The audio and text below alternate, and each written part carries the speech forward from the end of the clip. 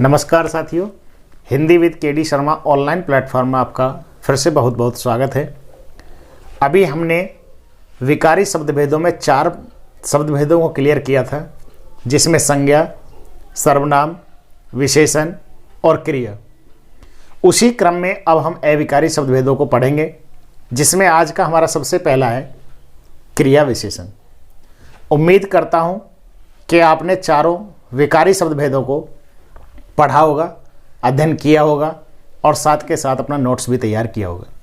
इसके बावजूद भी यदि आपको कहीं किसी पे शंका है या कोई आपका डाउट है तो कमेंट बॉक्स के माध्यम से अवश्य पूछें, ताकि उस समस्या का निराकरण होकर आगे के लिए वो चीज़ क्लियर हो जाए। आज का हमारा टॉपिक रहेगा क्रिया विशेषण। देखिए, क्रिया विशेषण एक अविकारी शब्द है। क्या है? अविकारी शब्द। अब अविकारी शब्द क्या होता है? ए माने नहीं, क्योंकि ये उपसर्ग रूप में लगा है और विकारी के पहले लगा है, अर्थात ऐसे शब्द जो लिंग, वचन, काल, कारक के अनुसार ना बदलें, उन्हें क्या कहते हैं? अविकारी शब्द भेद कहते हैं। ऐसे शब्द जिन पर लिंग का, वचन का, काल का, कारक का अर्थात किसी परिस्थिति का कोई प्रभाव ही ना पड़े, वो कहलाते हैं अविकारी। और अविकारी शब्दों को हम अव्यय भी कहते हैं। क्या कहते हैं? अव्यय। ए का अर्थ नहीं और व्यय मीन्स खर्च। वही अर्थ हुआ कि जिसमें कोई खर्च ना हो, जिसमें कोई बदलाव ना हो, जिसमें कोई विकार ना हो, जिसमें कोई परिवर्तन ना हो, क्या कहलाते हैं? अविकारी। अब अविकारी शब्द भेद में सबसे पहला आज का है क्रिया विशेषण। देखिए, विशेषण हमने पढ़ा था तो बताया था कि ऐसे शब्द जो संज्ञा, सर्वनाम की विशेषता बताएं उसे विशेषण कहते हैं, और जिसकी बताएं उसे विशेष्य कहते हैं। लेकिन आज क्या है? क्रिया विशेषण। विशेषण किसके बाद लिखा है? क्रिया के बाद। अर्थात ऐसे शब्द जो क्रिया की विशेषता बताते हो उन्हें क्रिया विशेषण कहते हैं। ऐसे शब्द जो क्रिया की विशेषता बताएं उन्हें क्या कहते हैं? क्रिया विशेषण। मोहन तेज दौड़ता है। दौड़ना क्या है इस वाक्य में? क्रिया। अब कैसे दौड़ता है? तेज दौड़ता है। तो तेज शब्द किसकी विशेषता बता रहे हैं? क्रिया की। तो जो शब्द क्रिया की विशेषता बताए वही क्या कहलाते हैं? क्रिया विशेषण। क्रिया विशेषण के 4 भेद हैं। क्रिया विशेषण भेद कितने हैं? 4। पहला है स्थानवाचक, दूसरा है कालवाचक, तीसरा है परिमाणवाचक और चौथा है रीतिवाचक। आइए इसके बारे में चर्चा करते हैं। पहला है स्थानवाचक क्रिया विशेषण। वे क्रिया विशेषण जो किसी क्रिया के होने के स्थान का बोध कराएं, अर्थात कोई क्रिया कहां होती है। दिए गए वाक्य में या दी गई क्रिया से आपको एक ही प्रश्न करना है, कहां का। कहां पढ़ता है, कहां रहता है, कहां खेलता है, कहां जाता है, कहां आता है। जब भी आप क्रिया से कहां का प्रश्न करेंगे तो जवाब में आपको स्थान मिलेगा, और वो क्या होगा? स्थानवाचक क्रिया विशेषण। यहां आओ। अब आना क्या है? क्रिया। आप पूछे कहां आए? यहां आओ। दाएं मुड़ो। कहां मुड़े? दाएं मुड़ो। सूर्य पूरब में निकलता है। कहां निकलता है? पूरब में निकलता है। सूर्य पश्चिम में छिपता है। कहां छिपता है जी? पश्चिम में छिपता है। तो ऐसे आप निकाल सकते हैं स्थानवाचक क्रिया विशेषण को। अर्थात दी गई क्रिया से कहां का प्रश्न आपको करना है, तभी क्या हो जाएगा? वो क्रिया विशेषण। चलिए अगला देखते हैं, कालवाचक। देखिए, काल का अर्थ है समय और वाचक का अर्थ होता है बताने वाला, बोध कराने वाला या उसके विषय में कहने वाला। वे क्रिया विशेषण जो किसी क्रिया के होने के समय का बोध कराएं उसे क्या कहते हैं? कालवाचक क्रिया विशेषण कहते हैं। कि कब पढ़ता है, कब खाता है, कब नहाता है, कब जाता है, कब आता है।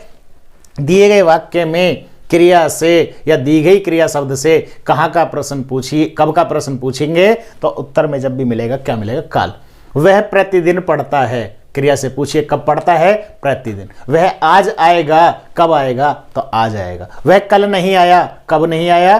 कल नहीं आया। आज, कल, परसों, सुबह, शाम, दिन भर, रात भर, सोमवार, मंगल, सभी दिन, सभी महीने, सभी वर्ष, ये क्या होगा? कालवाचक क्रिया विशेषण।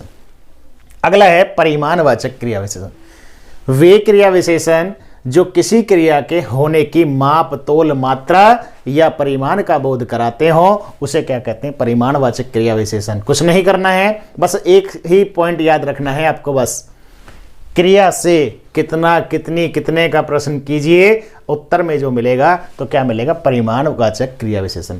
किसान भरपूर मेहनत करते हैं, आप पूछे कितना करते हैं, भरपूर। वह बहुत पढ़ता है, कितना पढ़ता है, बहुत पढ़ता है। मेरी माँ खूब सोती है, कितना सोती है, खूब सोती है। मेरा भाई खूब पढ़ता है, कितना पढ़ता है, खूब पढ़ता है।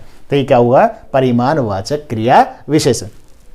अगला है रीतिवाचक क्रिया विशेषण, अर्थात वे क्रिया विशेषण जो किसी क्रिया के होने की विधि या तरीका बताए, एडवर्ब ऑफ मैनर कहते हैं उसे।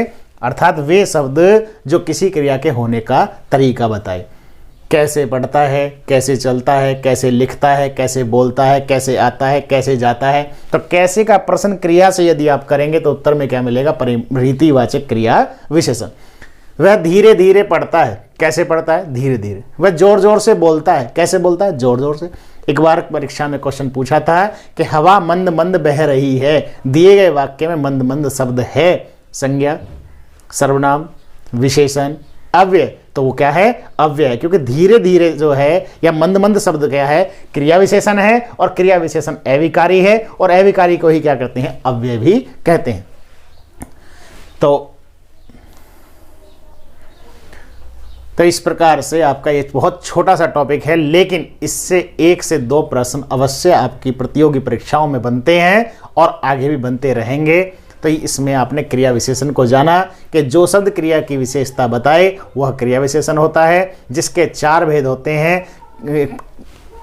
स्थानवाचक, क्रिया से कहाँ का प्रश्न करेंगे तो स्थानवाचक, क्रिया से कब का प्रश्न करेंगे तो कालवाचक, क्रिया से कितना कितनी का प्रश्न करेंगे तो क्या होगा, परिमाणवाचक, और क्रिया से कैसे का प्रश्न करेंगे तो क्या होगा, रीतिवाचक। ये आपका बहुत छोटा सा टॉपिक था। देखिए, ऑनलाइन प्लेटफॉर्म पे बहुत सारी वीडियो मिलती हैं एक ही सब्जेक्ट से पढ़ने के लिए, क्योंकि अब तो सारी दुनिया मुट्ठी में है, आपके मोबाइल में है, सब टीचर्स आपके हाथों में हैं। तो एक सब्जेक्ट को पढ़ाने के लिए हजारों टीचर मिल जाते हैं। ऑनलाइन में क्या है कि आपको हिंदी के कोर्स से कहीं संधि है, कहीं अलंकार है, कहीं कारक है, कहीं रस है, बेढंगे रूप से यानी कि बेमेल तरीके से आपको बहुत क्लासें मिल जाएंगी। लेकिन हमारे ऑनलाइन प्लेटफॉर्म पे हिंदी विद के डी शर्मा चैनल पे हिंदी का संपूर्ण कोर्स एक विधिवत रूप से क्रम से लगा हुआ है। प्लेलिस्ट में जाके आप पूरे कोर्स का अध्ययन करके आगामी प्रतियोगी परीक्षाओं में बेहतर कर सकते हैं, ऐसी मैं आशा करता हूं।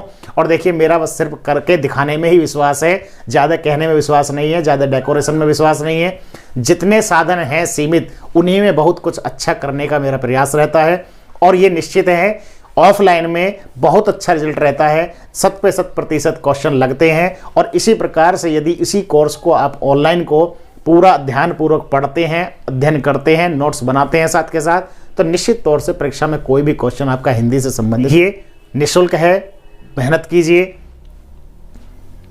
तो ऐसी मैं आशा करता हूं कि आप इसका अध्ययन करेंगे और दिए गए रोज 10 प्रश्न ऑनलाइन का टेस्ट आप अवश्य दें, और साथ के साथ यदि हो सके तो उनको नोट करते रहिए, क्योंकि एक माह में साथ के साथ दिए गए ऑनलाइन टेस्ट को आप अवश्य हल करें, और हो सके तो उनको नोट करते रहिए, क्योंकि एक माह के अंदर आपके 300 प्रश्न बन जाएंगे, जो बिल्कुल भी रिपीट क्वेश्चन नहीं है, हर बार नया क्वेश्चन है, और वो आपका एक बहुत अच्छा प्रैक्टिस सेट बन जाएगा। इस तरह से आप बेहतर तैयारी कर सकते हैं, क्योंकि आज हार्ड वर्क के साथ, देखिए, आज हार्ड वर्क तो सभी करते हैं, हार्ड वर्क के साथ में आपका स्मार्ट वर्क बोलता है, जो आपको कहीं ना कहीं अलग पहचान दिलाता है। तो आपको अलग कुछ करना है, अलग दिखना है, अलग अपनी पहचान बनानी है, तो आपको स्मार्ट वर्क करना पड़ेगा, स्ट्रेटजी तैयार करनी पड़ेगी, रणनीति बनानी पड़ेगी, टाइम मैनेजमेंट करना पड़ेगा।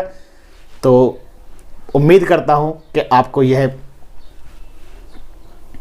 तो इसी आशा के साथ कि आप बेहतर करेंगे, बेहतर पढ़ेंगे, सही चुनेंगे, इसी आशा के साथ मिलते हैं अगली क्लास में। बहुत बहुत धन्यवाद। Thank you very much. आपका दिन शुभ हो।